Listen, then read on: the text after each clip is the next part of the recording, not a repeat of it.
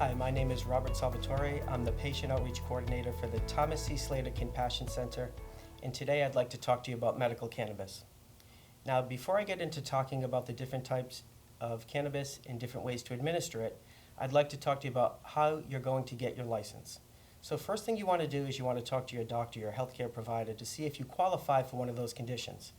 In the state of Rhode Island, medical cannabis is approved for certain conditions, so you definitely want to talk to them to see if you qualify for one of those. If you do qualify for one of those, you're going to get an application from the state that you give to your doctor. Your doctor is going to fill out that information for you, give it back to you, and you're going to send that into the state with a fee. Once that's processed, they're going to send you a medical marijuana card. But you're not done yet. What you need to do now is to go to one of the dispensaries. So if you choose Thomas C. Slater Compassion Center, conveniently located in Providence, Rhode Island, we will be there to help you not only with your orientation paperwork, but also to help you choose the best medications for you. So any questions on that, you can always give us a call at Thomas C. Slater Compassion Center or email us. What I'd like to do now is to talk about cannabis. Now, there's usually 4 different categories in medical cannabis. There's the flower itself, there are concentrates, there's edibles, and then there's topicals. I'm going to start right at the beginning with the flower or the bud.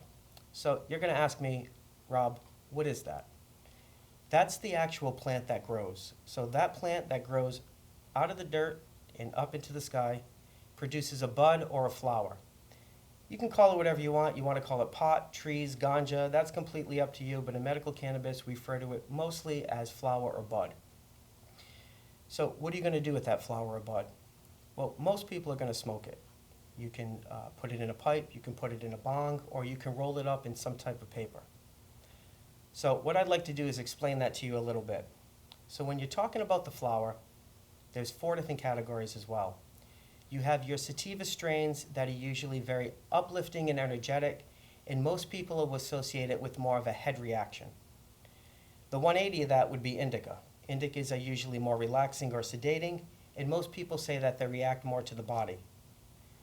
You have your hybrid strains, which give you a little bit of the sativa and a little bit of the indica, and then you have your CBD strains, which are non-psychoactive, meaning they usually don't give you that euphoric feel.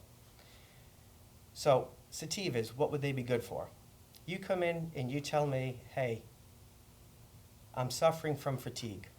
I'm going to suggest a sativa for you.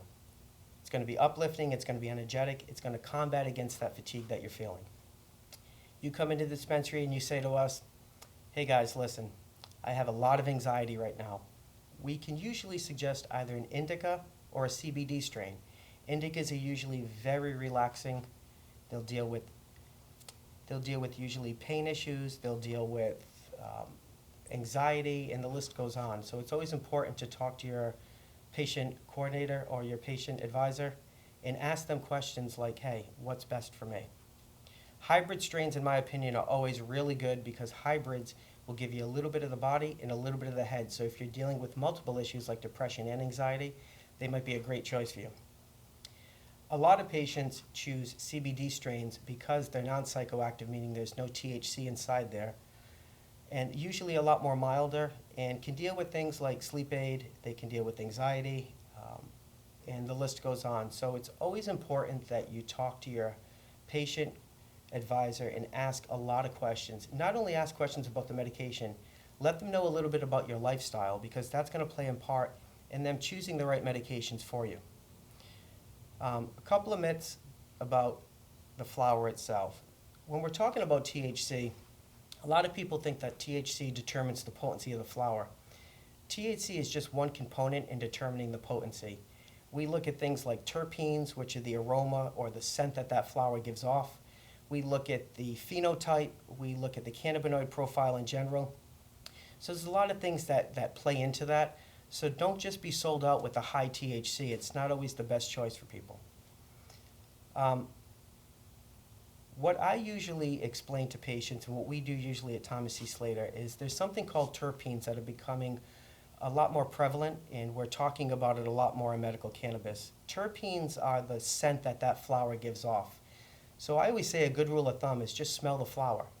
If you smell it and you automatically perk up, more than likely that flower is going to have that same reaction. If you smell it and you feel really relaxed, guess what? It's more than likely going to have that reaction. And then if you smell it and you get a little bit of an undecided feeling, it's probably going to give you a little bit of the head and a little bit of the body. So again, talk to your patient advisors, ask them questions, let them know what's going on in your life, let them know what you like and what you don't like, and they're there to help pick those medications for you. Now, we've talked about flower for a few minutes. Let's talk about concentrates.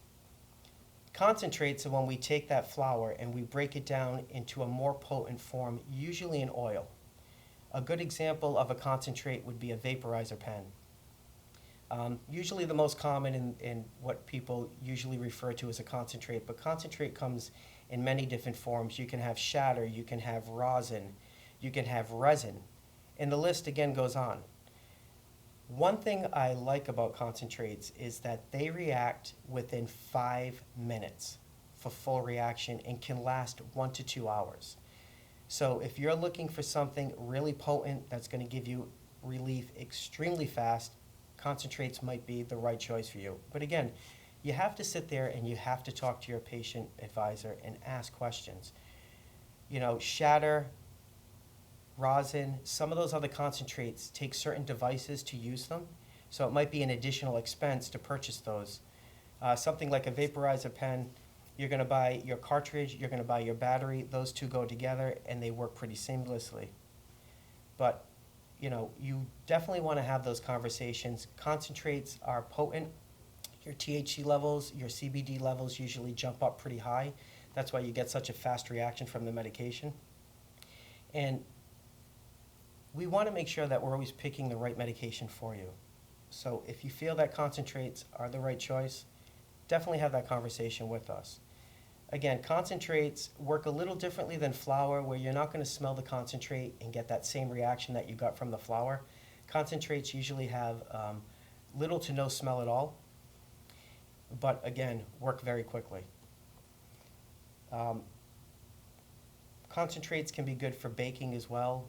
There's different oils that you can purchase if you want to make your own edibles, which is going to bring us into the next category, edibles.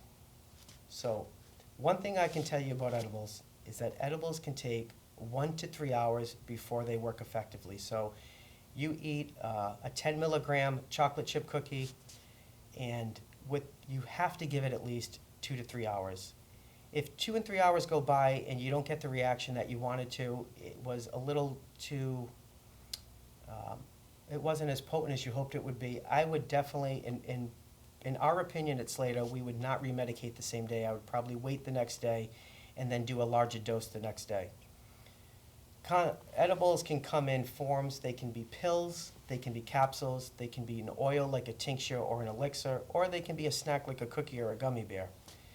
When we're talking about edibles, folks, the milligram percent does determine potency. So something that's 5 milligrams is going to be a lot less potent than something that's 50 milligrams.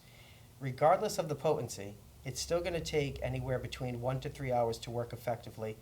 And then once it does react to your body, it can last anywhere between 4 to 6 hours. So usually patients that are used to taking pill regimens feel more comfortable using edibles because it's a similar format. You're going to take something, you're going to wait, it's going to work after about an hour or so, and then it's going to last for a few hours.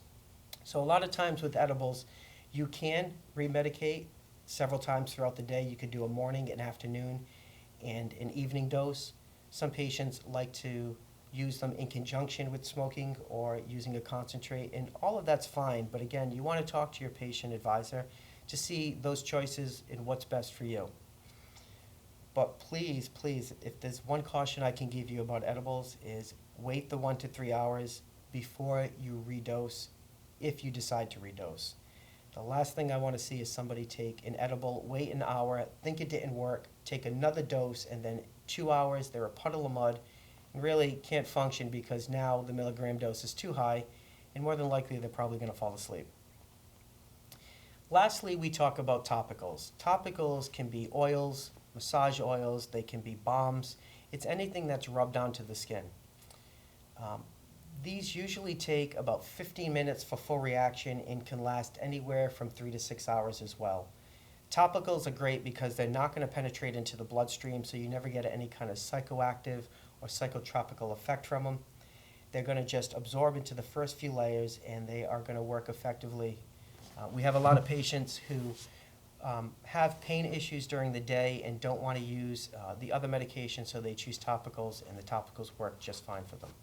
One thing I can tell you about topicals is they do have to be massaged into the body, into the skin, and really get them to a point where they're almost dry so that they absorb really well and work as effectively as possible. If you just try to rub it on the skin and leave it kind of wet and hoping that it's going to dry, it's not going to work as well as you hoped it would. So really just take the advice, rub them in really well, and hopefully they'll do what they're designed to do, which is to give you some pain relief or to help with a rash, and again, the list goes on with those as well.